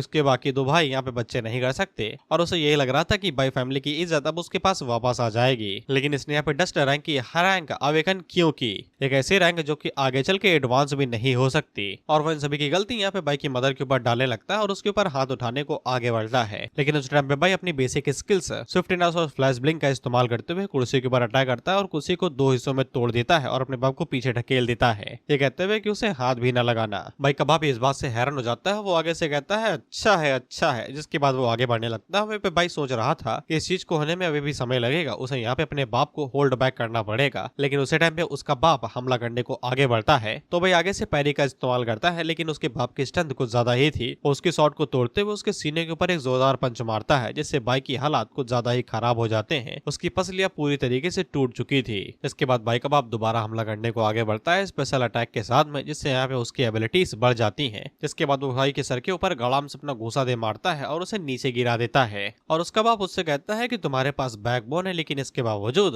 तुम यहाँ पे इतने वीक प्रोफेशन को अवेकन किए, तुम्हारे पास मरने के अलावा और कोई चॉइस नहीं है। जिस पे भाई इसी बारे में सोच रहा था कि उसे अभी भी यहाँ पे होल्ड बैक करना पड़ेगा, क्योंकि वो ये ट्रेजेडी दोबारा होने नहीं दे सकता। जिसके बाद भाई का बाप आगे कुछ कर पाता उससे पहले दरवाजे के ऊपर दस्तक होने लगते और दरवाजा ठोकते हुए चिल्ला चिल्ला के लोग कह रहे थे कि दरवाजा खोलो इससे पहले कि तोड़ के अंदर घुस जाए। जिस पे भाई को चैन की सांस आती है, क्योंकि जिसने उन लोगों को बुलाया था वो यहाँ पे आ गए थे। भाई का बाप दरवाजा खोलता है तो फिर अंदर यहाँ पे दो ऑफिसर आए हुए थे, जो कि यहाँ पे रेड रैंक पे थे और ब्लू रैंक पे थे, और ये दोनों ही डिवाइन प्रीस्ट हैं, एक तरीके से पुलिस ऑफिसर, जो भाई के बाप से पूछते हैं कि दरवाजा खोलने में इतना ज्यादा टाइम कैसे लग गया। भाई का बाप उन्हें देख के हैरान होता है, उनसे पूछता है कि तुम लोग यहाँ पे क्या कर रहे हो। जिसपे वो आगे से बताते हैं कि हमें पता चला कि वांटेड क्रिमिनल यहीं पे ही घुसा हुआ है, इसलिए हम घर घर जाके रिसर्च कर रहे हैं। जिसके बाद वो उस क्रिमिनल का फोटो दिखाते हुए पूछते हैं कि तुमने इसे देखा। जिसपे भाई का बाप आगे से कहता है कि अगर उसे यह पर्सन दिखाई देता तो वो सबसे पहले उन्हीं को ही बताता। लेकिन उसी टाइम पे डिप्यूटी ऑफिसर की नजर भाई और उसकी मदर के ऊपर पड़ती है, जहाँ पे भाई के सर से खून निकल रहा था। तो वो उसके बाप से पूछता है कि तुम्हारे बेटे को ये क्या हुआ।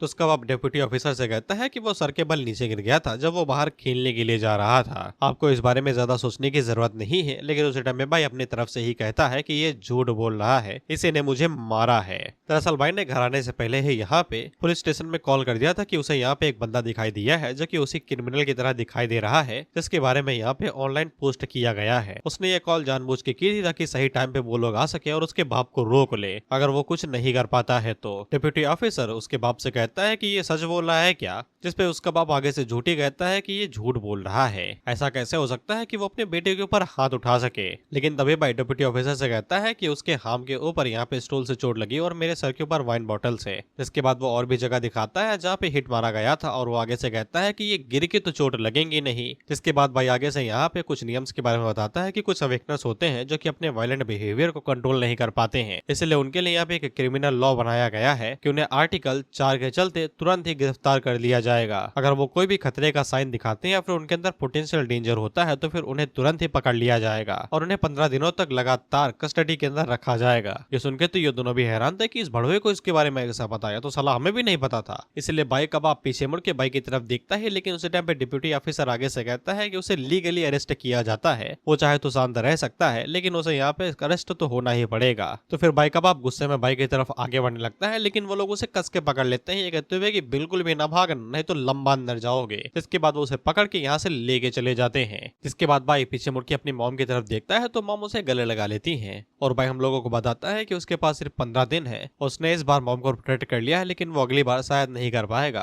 वो भाई अपनी मॉम से कहता है कि चिंता न करिए, ये लास्ट टाइम था। वहीं पे हम लोग भाई के हाथों में देखते हैं तो उसने अपने बाप से यहाँ पे चाबी चुरा ली थी उसकी तिजोरी की, उसने जानबूझ के मार खाई थी। भाई के बाप ने एक चीज करने से पहले कोई भी यहाँ पे हेजिटेशन नहीं दिखाया था, वो था अपनी टीम के ऊपर पीछे से हमला करना, उन्हें धोखा देना। तो फिर भाई भी बिल्कुल इस बार यही करने वाला था और इसी वजह से भाई का बाप ई रैंक से सीधा सी रैंक पे चला गया था। जिसके बाद भाई अपने बाप के रूम के अंदर जाता है और वहाँ की तिजोरी खोलता है जहाँ पे उसका बाप अपने काले कारनामे छुपा के रखता है। भाई को भी इस बारे में तब पता चला था जब उसकी मौत के बाद उसे यहाँ पे उसकी सभी चीजें दी गई थी। भाई जब उस तिजोरी को खोलता है तो फिर उसके अंदर से उसे यहाँ पे एक नॉर्मल सा डाइगर मिलता है, जिसका इस्तेमाल वो यहाँ पे डीमन केव को एक्सप्लोर करने के लिए कर सकता है, वो भी सोलो। सिर्फ इतने समय भाई के पास यही चांस है कि वो डीमन केव्स का इस्तेमाल कर सकता है अपने प्रोफेशन को अपडेट करने के लिए। भाई हम लोगों को बताता है कि अभी यहाँ पे जितने भी डीमन केव्स हैं वो सभी यहाँ पे गॉड के अंडर कंट्रोल में आती हैं। सिर्फ कुछ ही गिल्ड मेंबर्स इनके अंदर जा सकते हैं इन्हें एक्सप्लोर करने के लिए। और भाई के पास सिर्फ अभी एक ही डीमन केव का एक्सेस होगा जो कि उसे स्कूल ग्रांट करेगा। वो स्कूल वाले डीमन केव के अंदर एक्सप्लोर करने के लिए जा सकता है, लेकिन लेकिन भाई को ऐसी कई सारी हिडन केव्स के बारे में पता है जो कि यहाँ पे उसकी पिछली लाइफ से जुड़ी हुई है, जिनका वो इस्तेमाल अभी कर सकता है एक्सप्लोर करने के लिए। जिसके बाद हमें हिडन डीमन केव के बारे में बताया जाता है, जिनका लेवल और डिफिकल्टी हमेशा छुपा रहता है, इनके बारे में किसी को भी नहीं पता रहता है। जिसके बाद हम लोग पुलिस स्टेशन को देखते हैं, जहाँ पे बाई के बाप को अभी भी बंद करके रखा गया था। वह पुलिस ऑफिसर आपस में ही बात कर रहे जाते हैं कि उन लोगों को फालतू में एक टिप मिल गई थी, अगर ये टिप सच में होती तो फिर आज हम लोगों का दिन बन जाता अगर हम इस क्रिमिनल को पकड़ लेते। और साथ में ये लोग अपने कैप्टन के बारे में भी बात कर रहे थे कि वो वापस आ रहे हैं, और बाई के बाप को शायद से इस कैप्टन के बारे में बताता तो वो आगे से कहता है कि वो मेरा दोस्त है, मुझे यहाँ से बाहर जाने दो। मुझे पता चला है कि उसकी बीवी यहाँ पे जन्म देने वाली है, तो फिर मैं उसे यहाँ पे वेलकम गिफ्ट देना चाहूंगा। जिसपे डिप्यूटी कमांडर आगे से कहता है तुम्हारा दिमाग खराब है, तुम हमें सिंडी लगाना चाहते हो, तुम एक गिल्ड के मेंबर हुआ करते थे, तुम्हें सभी नियम के बारे में अच्छे से पता था, लेकिन इसके बावजूद तुमने कानून तोड़े, इसलिए तुम आज के दिन यहाँ पे फंस गए हो। इसके बाद वो दरवाजा बंद करके यहाँ से चला जाता है। साथ में लाल बालों वाला अलग से यहाँ पे बाई के बाप से कहता है कि तुम थोड़ी देर के लिए आराम कर लो, तुम्हें कल ही यहाँ पे अवेकनर प्रिजन के अंदर स्विच कर दिया जाएगा। जिसके बाद वो भी दरवाजा बंद करके यहाँ से चला जाता है। वही बाई का बाप बाई के ऊपर खार ही खाए हुए था, वो आगे से कहता है कि एक बार मैं बाहर निकल जाऊं फिर तुझे बताता हूँ कि असली होता क्या है बाहुबली। वहीं पे हम लोग बाई को देखते हैं जो कि यही सोच रहा था कि 15 दिनों के अंदर ही उसका बाप बाहर आ जाएगा, तो फिर वो जितनी जल्दी हो सके उतनी जल्दी स्ट्रॉन्ग बनना पड़ेगा। इसीलिए वो एक लेटर अपनी मदर के लिए छोड़ के जाता है और डीमन केव्स को एक्सप्लोर करने के लिए निकल जाता है। भाई हम लोगों को बताता है कि डीमन केव्स दुनिया के अंदर कहीं भी आ सकती हैं, क्योंकि ये दूसरी दुनिया से जुड़ी होती है उनकी वर्ल्ड के अंदर। कहा था कि तुम एक टॉयलेट के दरवाजे के जरिए भी किसी भी डंजन के अंदर जा सकते हो, क्योंकि वो केव कहीं भी अपीयर हो सकती है। ज्यादातर जो डीमन केव्स होती हैं उनको यहाँ पे गिल्ड ग्रुप्स डिटेक्ट कर लेते हैं और उनके ऊपर कब्जा कर लेते हैं उन्हें एक्सप्लोर करने के लिए। डीमन केव्स के अंदर बहुत ज्यादा मात्रा में डिमोनिक ओर्स होते हैं और डीमन बीस्ट रहते हैं, जिनका इस्तेमाल करके कोई भी लेवल अप कर सकता है और अपनी एबिलिटीज को इम्प्रूव कर सकता है। लेकिन डीमन केव्स कुछ ज्यादा ही खतरनाक भी होती हैं, इसलिए यहाँ पे टीम की जरूरत होती है, और ऑफिशियल टीम की, जो यहाँ पे जाके उन्हें इंस्पेक्ट करती है कि यहाँ पे केव का लेवल क्या होगा, जिसके हिसाब से यहाँ पे टीम बनाई जाती है। मैंने अपनी पास्ट लाइफ के अंदर सुना था कि एक लाइब्रेरी के अंदर एक डीमन केव है जो कि कई सालों तक छुपी हुई थी, जब तक उसके मॉन्स्टर केव से बाहर निकल के ह्यूमन वर्ल्ड के अंदर इन्वेड नहीं कर दिए। एक एफ रैंक की डंजन केव को यहाँ पे 3 ई रैंक के अवेकनर्स लगते हैं, और इसी तरीके से अगर डीमन केव ई रैंक की है तो फिर 5 लगते हैं, जिनकी रैंक ए रैंक होनी चाहिए, और अगर यहाँ पे और डी रैंक है तो फिर इसी तरीके से अवेकनर्स बढ़ते जाते हैं। भाई को अच्छे से पता है कि अभी के हिसाब से यहाँ पे जितने भी हिडन केव होने चाहिए उनकी रैंक एफ होनी चाहिए, जिसको भाई जाके अभी यहाँ पे डिस्कवर करने वाला है। जिसके भाई इसी तरीके से याद करते रहता है कि ये खतरनाक है वगैरह वगैरह, लेकिन उसके पास कोई चॉइस नहीं है। अगर उसे स्ट्रॉन्ग बनना है तो फिर यही रास्ता है जो कि डीमन केव को एक्सप्लोर करना है। भाई जैसे ही केव के अंदर आता है तो फिर यहाँ पे बर्फ और स्नो एरिया था, तो फिर उसे समझ में आ जाता है कि यहाँ पे जो भी बीस्ट होने वाले हैं वो क्लाइड टाइप के होने वाले हैं, बेसिकली मैजिक टाइप के। भाई थोड़ा सा आगे बढ़ता है तो फिर उसे यहाँ पे एक आइस बियर दिखाई देता है जो कुछ ज्यादा ही बड़ा था, और साथ में कुछ लोगों की हड्डियां पड़ी हुई थी, जिससे उसे समझ में आ जाता है कि यहाँ पे शायद से पहले भी कुछ लोग आए हुए होंगे। By the way ice bear मारा नहीं है, वो हाइबरनेट पे है, बेसिकली सो रहा है। उसी टाइम पे जो कुछ आइस वुल्फ थे वो यहाँ पे बाई की तरफ आगे बढ़ने लगते हैं, और बाई को समझ में आ जाता है कि ये कोई एफ रैंक की यहाँ पे डीमन केव नहीं है बल्कि ई रैंक की है, और इसको अभी तक यहाँ पे डिस्कवर नहीं किया गया क्योंकि सभी मॉन्स्टर यहाँ पे सो रहे हैं। उसी टाइम पे आइस वुल्फ बाई के ऊपर हमला करते हैं, तो बाई पीछे हट के उसे यहाँ पे डॉज करता है, तो वो वुल्फ दोबारा हमला करने को आगे बढ़ता है, लेकिन बाई उसके मुंह के अंदर अपना शॉट घुसा देता है और उसे नॉकआउट कर देता है। इसके बाद दूसरा यहाँ पे हमला करने को आगे बढ़ता है, तो बाई उसके ऊपर भी स्लैश मारता है और उसे भी यहाँ पे 2 हिस्सों में काट के एलिमिनेट कर देता है। बाई हम लोगों को ये भी बता देता है कि उसके हाथों में जो यहाँ पे वेपन है वो ए रैंक का वेपन है, जिसके पास यहाँ पे हिडन एट्रीब्यूट्स हैं जो उसके पावर गैप को यहाँ पे पूरी तरीके से फिल कर देता है, और साथ ही में इसके पास डिफेंस टाइप की भी एबिलिटी है। अगर इसे वाइटल स्पॉट के सामने कर दिया जाए तो ये 3 से 4 स्ट्राइक को यहाँ पे हैंडल कर लेता है बिना किसी डैमेज के। और भाई अपने मन के अंदर सोचता है कि वो अभी भी उन दिनों को मिस करता है जब वो एल रैंक का अवेकनर हुआ करता था। इसके बाद भाई को यहाँ पे एक्सपीरियंस पॉइंट दिखाए जाते हैं जो धीरे धीरे करके बढ़ रहे थे। भाई हम लोगों को बताता है कि उसे यहाँ पे कम से कम 20 वुल्फ को एलिमिनेट करना पड़ेगा, तब वो कहीं जाके सेकंड लेवल पे अपग्रेड कर पाएगा, और उसे यहाँ पे कम से कम 10 लेवल्स को अपग्रेड करना पड़ेगा, तब उसकी रैंक यहाँ पे ई से डी होगी। तभी भाई को और भी ज्यादा आवाज आती है, और जब वो अपने सामने देखता है तो फिर यहाँ पे और भी कई सारे ब्लड थर्स्टी फोर्स्ड वुल्फ आ गए थे जो सभी सेकंड लेवल पे थे, और साथ में इन लोगों का यहाँ पे लीडर भी था, और ऐसे भी क्लाउड टाइप के मैजिक बीस्ट थे, और ये सभी बाई को चारों तरफ से घेर लेते हैं। वहीं पे बाई अपने मन के अंदर सोचता है कि या तो आज मैं रहूंगा या फिर एक्सपीरियंस पॉइंट। जिसके बाद बाई सामने छलांग मारता है और वो यहाँ पे एक वुल्फ के वर्टल स्पॉट के ऊपर स्लैश मारता है और उसे 2 हिस्सों में काट देता है। एक वुल्फ अटैक करने को आगे बढ़ता तो वो उसे डॉज करता और काउंटर अटैक करता, जिसके बाद वो दोबारा वर्टल स्पॉट के ऊपर क्रिटिकल हिट मारता, जिसके बाद दोबारा डॉज काउंटर अटैक करते हुए दोबारा क्रिटिकल हिट मारता। जिसके बाद एक वुल्फ बचा हुआ था, 2 बार जल्दी से डॉज करता है और उसके ऊपर पे स्लैश मार के उसे यहाँ पे एलिमिनेट कर देता है और भाई ने टोटल यहाँ पे 18 वुल्फ को खत्म कर दिया था, जिसके बाद अब उसे यहाँ पे सिर्फ वुल्फ किंग को हराना था जो कि उनका लीडर था। भाई उसके ऊपर लगातार यहाँ पे स्लैशेस मारते रहता है और उस वुल्फ को भी बुरी तरीके से घायल कर देता है और सक्सेसफुली उसे भी एलिमिनेट कर देता है, जिससे भाई को यहाँ पे वुल्फ डायमंड मिलता है। एक्सपीरियंस पॉइंट के चलते वो बहुत ही जल्दी लेवल 2 पे आ जाता है और उसे यहाँ पे 12 स्टैट पॉइंट्स भी मिलते हैं, जिनका वो इस्तेमाल बाकी सभी चीजों में ऐड करने के लिए कर सकता है। भाई उन्हें सब स्टेमिना के अंदर ऐड कर देता है क्योंकि वो स्टेमिना काफी जल्दी जल्दी खत्म कर रहा था। साथ ही में भाई को यहाँ पे कई सारे क्रिस्टल में मिले थे और उसे यहाँ पे एक डायमेंशनल बैकपैक की जरूरत थी, नहीं तो वो काफी सारी लूट ऐसे ही छोड़ देगा। हमें इसे डीमन वुल्फ डायमंड के बारे में बताया जाता है, जिसका इस्तेमाल यहाँ पे वेपन को क्राफ्ट करने के लिए किया जा सकता है और साथ ही में मार्केट के अंदर इसे बेच के 10,000 युवान भी कमाए जा सकते हैं। भाई हम लोगों को ये भी बताता है कि जो हाई लेवल की डीमन केव्स होती है उन्हें ज्वाइन करने के लिए तुम्हें यहाँ पे गिल्ड ऑफ गॉड्स को ही ज्वाइन करना पड़ेगा, यही एक ऑप्शन बचता है। और ये जो अवेकनर स्कूल्स आते हैं ये सभी गिल्ड के अंडर ही आते हैं, जिनका इस्तेमाल यहाँ पे टैलेंट्स के ऊपर नजर रखने के लिए किया जाता है, जिसके बाद उन सभी टैलेंट्स को यहाँ पे पाल पोस के ग्रेजुएट किया जाता है और उन्हें टीम के अंदर यहाँ पे सिलेक्ट कर लिया जाता है। इसलिए ज्यादातर स्टूडेंट का यहाँ पे एक ही मकसद होता है कि वो सबसे ज्यादा एक्सीलेंट ग्रेजुएट बने और किसी गिल्ड द्वारा सिलेक्ट कर लिया जाए। लेकिन अगर तुम्हें गिल्ड या फिर टीम से बाहर निकाल दिया जाता है तो फिर शायद से तुम कभी भी अपनी पूरी जिंदगी अपने आप को इम्प्रूव नहीं कर पाओगे और हमेशा के लिए सी रैंक के अंदर फंसे रह जाओगे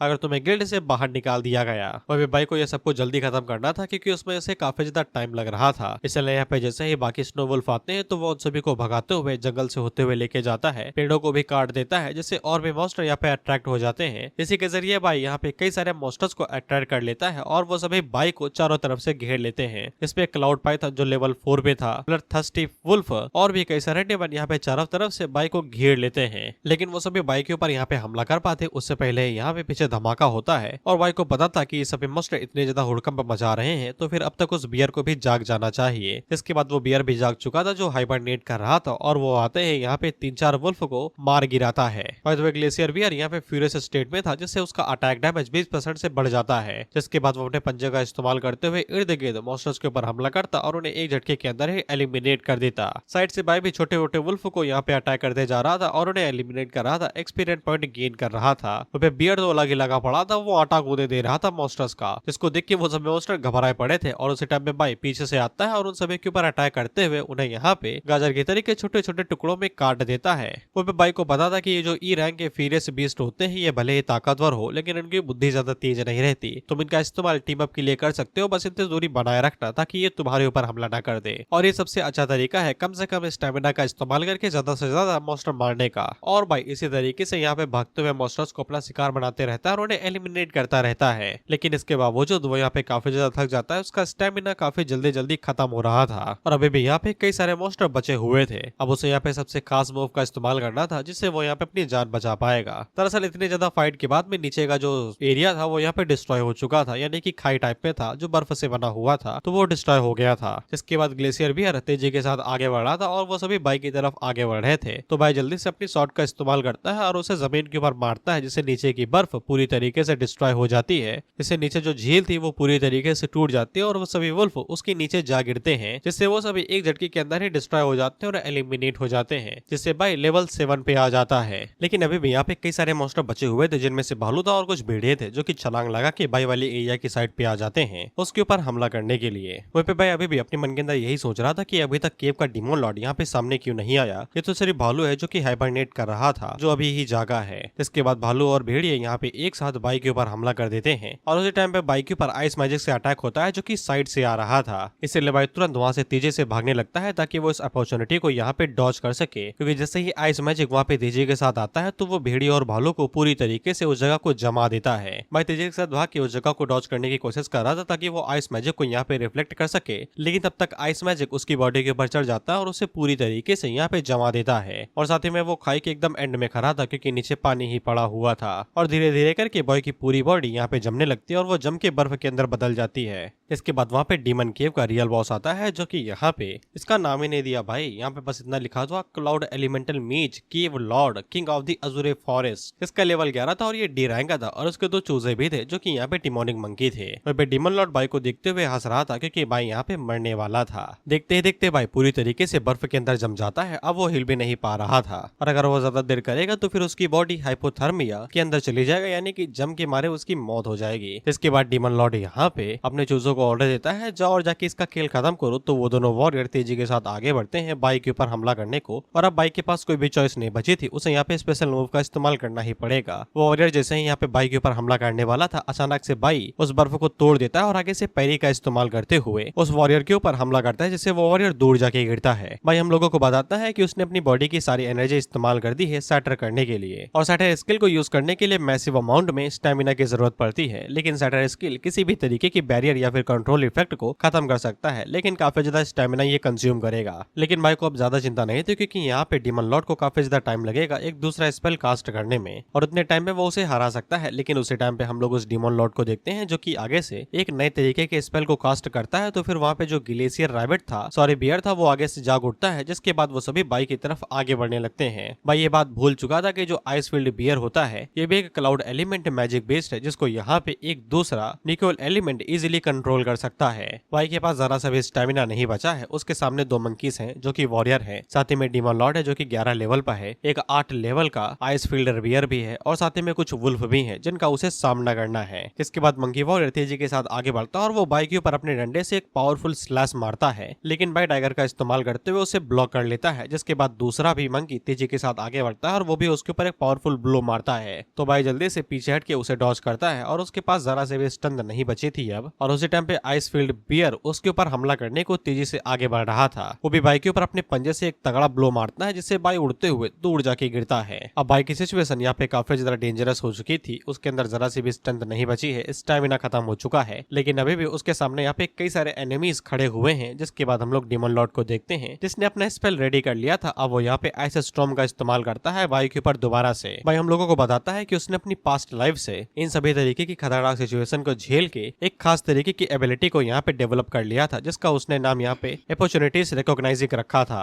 जिसका इस्तेमाल करके वो यहाँ पे अपॉर्चुनिटीज और संभावना को ढाल सकता है, महसूस कर सकता है। बाई को इतने टाइम में यहाँ पे सिर्फ 2 ऑप्शन दिखाई देते हैं। पहला ये कि ये पे रुके और लगातार फाइट करते रहे, लेकिन उसका स्टेमिना जब खत्म हो जाएगा तो फिर वो यहाँ पे और ज्यादा झेल नहीं पाएगा। इसके बाद सभी हाई लेवल के बीस्ट उसे हरा देंगे और वो मारा जाएगा। और ऑप्शन 2 में उसके पास एक ही चॉइस है, वो है यहाँ से भागना। जिसके बाद वो तेजी के साथ भागता है और खाई से सीधा छलांग लगा देता है, लेकिन तब तक डीमन लॉर्ड का जो स्पेल था वो यहाँ पे बाई के ऊपर कास्ट हो जाता है, जिससे बाई जम जाता है नीचे गिरने से पहले। लेकिन इसके बावजूद वो नीचे गिरना बंद नहीं करता और वो नीचे गिरता है धड़ाम से। इसके बाद सीन शिफ्ट होकर बाई की मदर पे आ जाता है, जहाँ पे वो बाई के लिए खाना वाना लेने को जा रही थी। लेकिन तभी वो बाई के जब बेड को देखती है तो फिर वहाँ पे बाई नहीं था और उसने यहाँ पे लेटर छोड़ दिया था, जहाँ पे उसने बस इतना ही लिखा था कि वो यहाँ पे अपने फ्रेंड के घर पे जा रहा है किसी काम से, तो फिर उन्हें चिंता करने की जरूरत नहीं है। लेकिन बाई की मदर को पता था कि अगर वो अपने दोस्त के घर पे ही जा रहा होता तो फिर उसे इस तरीके से लेटर लिखने की जरूरत नहीं थी। और बाई की मदर को भी महसूस हो गया था कि कल से जब बाई आया है घर पे तब से वो थोड़ा सा अलग पर्सन की तरीके बिहेव कर रहा है।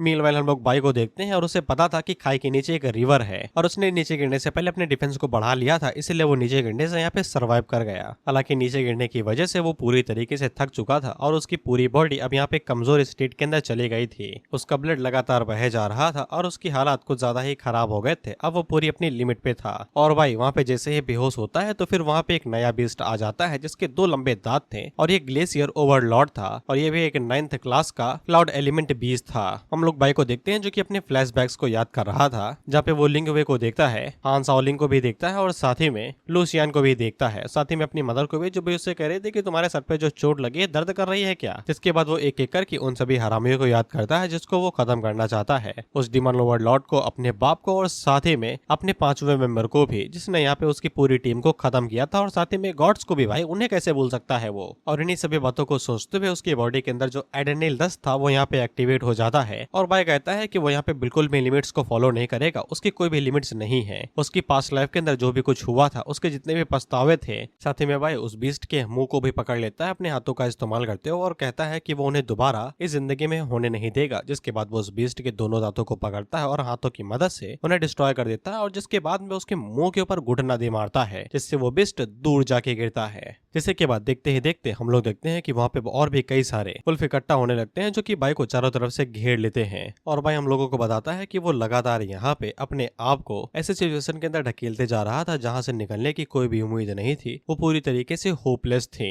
फिर वो चाहे अकेले यहाँ पे डंजन को क्लियर करना हो, खाई से छलांग लगाना हो या फिर कई सारे मॉन्स्टर्स का अकेले सामना करना हो, और इन सभी चीजों की वजह से उसे बार बार वही फीलिंग याद आ रही है। जिससे एड्रेनलिन रश बढ़ते रहता है और एड्रेनलिन स्टिमुलेशन होता है, जिससे यहाँ पे टारगेट का जो एडवांसमेंट रहता है वो धीरे धीरे करके बढ़ने लगता है। और इसी तरीके से यहाँ पे बाई ने अपनी पास्ट लाइफ के अंदर न्यूक्लियर होली शॉट्समैन एडवांसमेंट स्किल को एक्टिवेट किया था। हालांकि अभी के लिए इतना ज्यादा काफी नहीं था कि वो यहाँ पे एडवांसमेंट इस क्लास को अचीव कर सके, लेकिन इतना ज्यादा काफी था कि वो यहाँ पे जो उसकी अल्टीमेट स्किल्स है उन सभी को एक्टिवेट कर सकता है जो वो आगे जाके करता। इसी वजह से भाई यहाँ पे और भी कई सारे स्किल्स को अनलॉक कर लेता है जो एडवांसमेंट क्लास की थी। जिसके बाद हम लोग देखते हैं कि वहाँ पे जितने भी मॉन्स्टर थे वो सभी एक साथ भाई के ऊपर हमला करने को आगे बढ़ते हैं, लेकिन भाई आगे से सेंचुरी स्किल का इस्तेमाल करते हुए यहाँ पे शॉकवेव स्लैश का इस्तेमाल करता है और एक बार में ही वहाँ पे जितने भी मॉन्स्टर थे उन सभी को एक झटके के अंदर एलिमिनेट कर देता है। इसी के साथ भाई यहाँ पे लेवल अप भी कर लेता है, जिसके बाद वो यहाँ पे खाई के ऊपर देखने लगता है क्योंकि आगे जाके उसे यहाँ पे डिमन लॉर्ड को भी हराना है।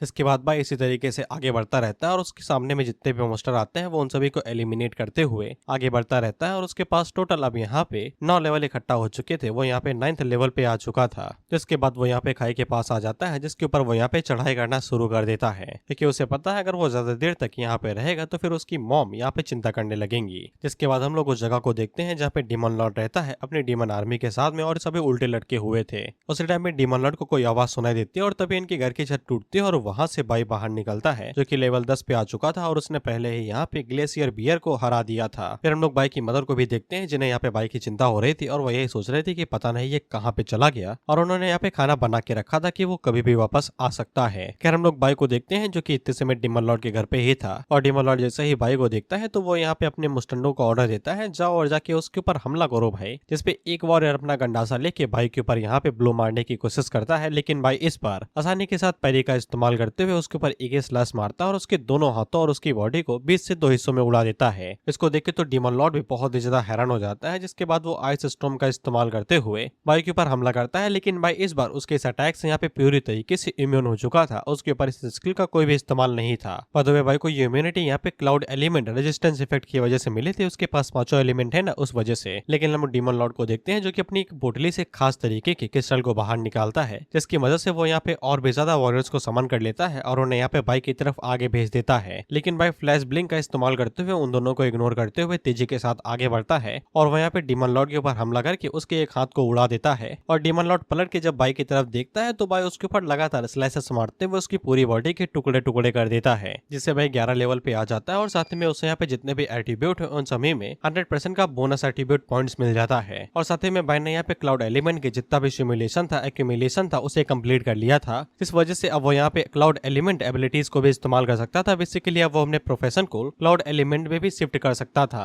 इसके बाद हम लोग भाई के यहाँ पे क्लाउड एलिमेंट को भी देखते हैं जो कि यहाँ पे ई क्लास का क्लाउड एलिमेंट मेज प्रोफेशन था, जो किसी भी टाइम वो यहाँ पे वॉरियर क्लास से स्विच कर सकता था। हालांकि ये लेवल 1 पे था, लेकिन इसके बावजूद वो भाई को यहाँ पे 200% का बोनस बूस्ट दे रहा था। अगर भाई इस प्रोफेशन का इस्तेमाल करे तो फिर इसका एट्रीब्यूट स्ट्रेंथ यहाँ पे उसके डी क्लास के वॉरियर के बराबर होगा। इसके बाद यहाँ पे डीमन लॉर्ड ने जो इक्विपमेंट गिराए थे उनमें से एक तो यहाँ पे मैजिक वेपन था जो कि मेज टाइप का था, स्टोन ऑफ मैजिक, जिससे यहाँ पे मैजिक पावर और स्पिरिट बढ़ जाएगी और साथ में उसका एरिया अटैक का जो मैजिक था वो 50% से बढ़ जाएगा और साथ में मैजिक पाउच भी, जिसके अंदर वो यहाँ पे आधे से ज्यादा आइटम्स रख सकता है। मंकी वॉरियर्स बाई को ही देखे जा रहे थे। बाई नीचे झुकता है और बड़े आराम से उन दोनों आइटम्स को उठा लेता है, जिसको देख के वो दोनों घबरा जाते हैं। अब बाई के पास यहाँ पे थोड़ा बहुत टाइम बचा हुआ था, इसीलिए वो मेज प्रोफेशन का इस्तेमाल करते हुए मंकी वॉरियर्स के ऊपर अटैक करने लगता है, ये कहते हुए कि मैं तुम्हारे साथ थोड़ी सी प्रैक्टिस ही कर लूं यार, नए प्रोफेशन को अच्छे से समझने के लिए। जिसके बाद हम लोग बाई की मदर पे आ जाते हैं और इन्हें बाई की काफी ज्यादा चिंता हो रही थी। लेकिन तभी यहाँ पे बाई आता है और वो सॉरी कहता है इतनी देर तक इंतजार करवाने के लिए। लेकिन मदर उसे देख के काफी ज्यादा खुश हो जाती है और उसे गले लगा लेती है। बाई को समझ में आ गया था कि उसकी मदर ने अभी तक खाना नहीं खाया है, वो उसका इंतजार ही कर रही थी। इसलिए वो अपनी मदर से कहता है कि उसके पास एक आइडिया है, क्या वो सुनना चाहेंगी। डीमन लॉर्ड ने जो पाउच गिराया था, बाई ने उसके अंदर यहाँ पे कई सारे वैल्यूएबल आइटम्स को भर के ले आया था और ये सब स्पेशल स्टोन थे जो कि टूटे हुए थे। इनका इस्तेमाल नहीं किया जा सकता है, लेकिन इनका इस्तेमाल किसी दूसरे तरीके से किया जा सकता है। हम लोग देखते हैं कि भाई ब्लैक मार्केट में आता है सामान वामान बेचने के लिए। वहाँ पे जो सेलर था वो आगे से कहता है 800 दूंगा, भाई आगे से कहता है 8000 लूंगा।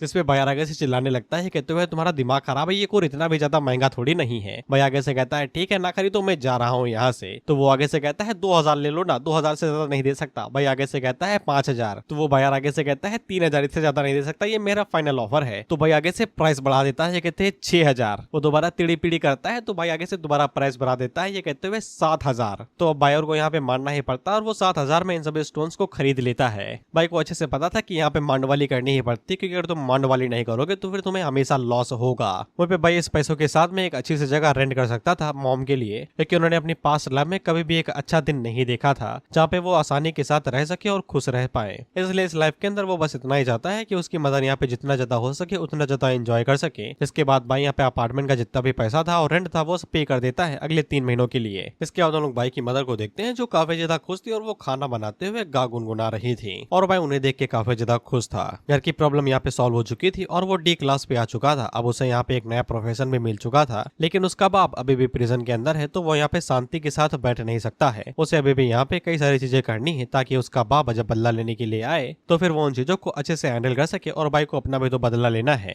इसके बाद हम लोग भाई को देखते हैं जो कि एक स्टोन को अच्छे से क्राफ्ट करता है और उसे हाथों के ऊपर लपेट लेता है। ये एक मैजिक स्टोन था जो कि यहाँ पे काफी अच्छे से क्राफ्ट किया गया था और भाई ने उसे हाथों के ऊपर लपेट लिया था जो कि उसकी पावर, स्पिरिट और बाकी सभी एरिया अटैक्स को 50% से बढ़ा देगा। लेकिन अभी भाई को एक चीज की जरूरत थी जो कि उसे ढूंढना था। जिसके बाद हम लोग यहाँ पे सीन शिफ्ट होके हॉन्ग के ऊपर आ जाता है और ये भी दबा के ट्रेनिंग कर रहा था। ये भाई डंजन डंजन घूम रहा था ताकि अपने आप को लेवल अप करा सके। उसकी बहन उसके लिए पानी लेके आती है लेकिन वो उसकी बोतल फेंक देता है। यार ऐसा थोड़ी ना करते हैं बहन के साथ में, उसके ऊपर डालना चाहिए था। भाई तो इसका माथा सटक गया था। अब इसने कसम खा ली थी कि ये भाई को हरा के ही रहेगा चाहे जो कुछ भी हो जाए। और ये लेवल 3 पे आ चुका था 1 से और इसे अच्छा से यकीन था कि कॉम्बैट सिमुलेशन टेस्ट के अंदर वो सबको दिखा देगा कि असली जीनियस कौन है। साथ ही में हम लोग एक और महिला मित्र को देखते हैं जो कि यहाँ पे जो स्कूल्स होते हैं उनके जो ग्रेजुएट स्टूडेंट होते हैं उन्हें चेक कर रहे थे क्योंकि इन्हें एक पावरफुल गोल्डन प्रोफेशन चाहिए था जो इनकी टीम और गिल्ड को शायद से और भी ज्यादा बेहतर बना सके। इसलिए स्कूल्स के ऊपर नजर बनाए हुए थे कि कोई अच्छा टैलेंट मिल जाए। बाद में तुम लोगों को बता दूं कि यहाँ पे बार बार में डेट दिखाई जा रही है जो 15 दिन है ना उसको दिखाने के लिए, और मैं इसे इग्नोर मार रहा हूँ कि कब इसका बाप छूट के यहाँ पे आएगा। खैर भाई के अगले दिन हम लोग देखते हैं कि उसकी मदर खाना वाना रेडी करते हैं और वो दबा के खाया जा रहा है एकदम जल्दीबाजी में। और वो अपनी मदर से कहता है कि आपने उठाया क्यों नहीं, जिसपे उसकी मदर कहती हैं कि तुम सोई इतनी अच्छी तरीके से रहे कि मैं तुम्हें उठा ही नहीं पाई। इसके बाद वो भाई से कहती हैं कि आराम से खाओ, एक बार लेट हो जाओगे तो कुछ बड़ी बात नहीं होगी। इस पे भाई को भी याद आता है कि इस बात को काफी ज्यादा लंबा टाइम हो गया है कि वो अच्छे से सोया हो और उसने अच्छे से खाना खाया हो क्योंकि वो हमेशा यहाँ पे जल्दबाजी में ही खाना खाया करता था।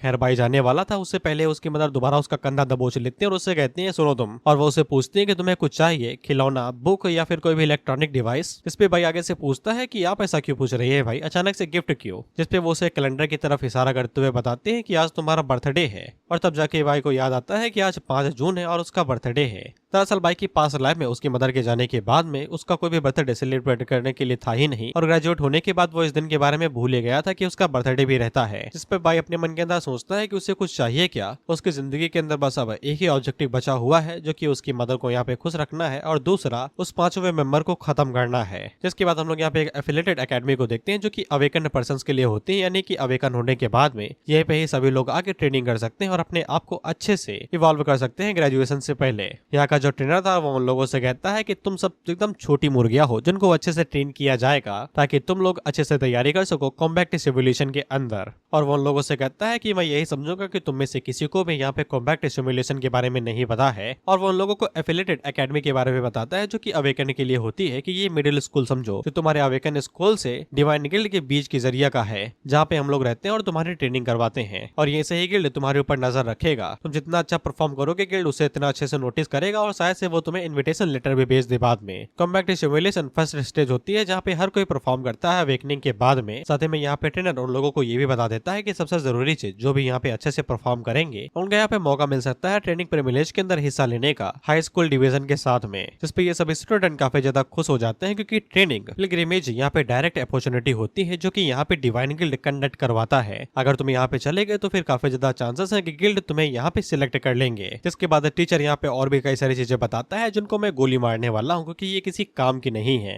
हालांकि भाई हम लोगों को बताता है कि शंघाई नेशन डिवाइन गिल्ड के हेडक्वार्टर के अंदर ही उसकी मुलाकात यहाँ पे मास्टर से हुई थी। इस मास्टर के बारे में हमें कोई भी जानकारी नहीं दी गई है, लेकिन हमें ये बताया जाता है कि यही वो जगह थी जहाँ पे इनके 5वें मेंबर का जन्म हुआ था, वहीं पे इसकी मुलाकात हुई थी। लेकिन ये 5वां मेंबर और इसका मास्टर कभी भी एक दूसरे से मिले नहीं थे टीम को ज्वाइन करने के बाद में। इसलिए अगर यहाँ पे भाई को उसे जितनी जल्दी हो सके उतनी जल्दी मुलाकात करनी है अपने 5वें मेंबर से, तो फिर उसे यहाँ पे ज्यादा से ज्यादा हाई स्कोर की जरूरत होगी, जो कि उसे डायरेक्ट यहाँ पे ट्रेनिंग फिल्मी ग्रीमेज के अंदर लेके जाएंगे। और ये सबसे ज्यादा तेज तरीका रहेगा 5वें मेंबर से मुलाकात का।